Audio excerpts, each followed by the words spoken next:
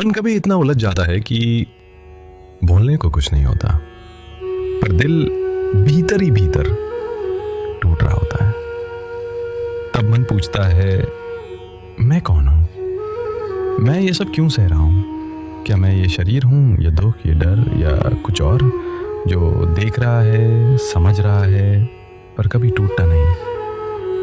अगर आपने भी कभी ये सवाल खुद से पूछा है तो आज का गीता सार आपके लिए। ये कहानी वहीं से शुरू होती है, महाभारत के कुरुक्षेत्र की युद्ध भूमि से। अर्जुन अपने ही विचारों से टूटा हुआ है। उसने श्री कृष्ण से कहा, हे कृष्ण, मैं ये युद्ध नहीं कर सकता, मेरा मन डगमगा गया है। उसके हाथ से गांडीव धनुष गिर गया, उसकी आंखों से आंसू बह निकले।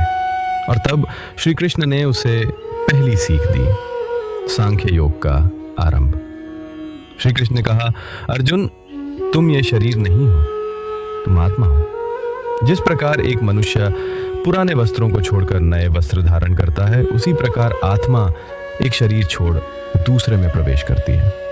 वो आत्मा ना जल सकती है, ना कट सकती है, ना समाप्त हो सकती है। तुम्हारा सच्चा रूप शुद्ध, अमर, दिव्य आत्मा है।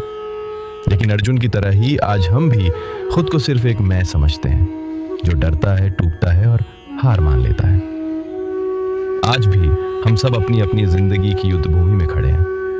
जब रिश्तों में धोखा मिलता है, जब करियर में कोई दिशा नहीं मिलती, जब अंदर सिर्फ पछतावा और डर होता है, तब हम भी कहते हैं, मैं हार गया हूं, मुझसे नहीं होगा। परंतु श्री कृष्ण की ये बात सिर्फ अर्जुन के लिए नहीं थी, बल्कि हर उस इंसान के लिए थी जो कभी खुद से हार जाता है। श्री कृष्ण कहते हैं, तुम्हारा अधिकार केवल कर्म पर है, फल की चिंता मत करो।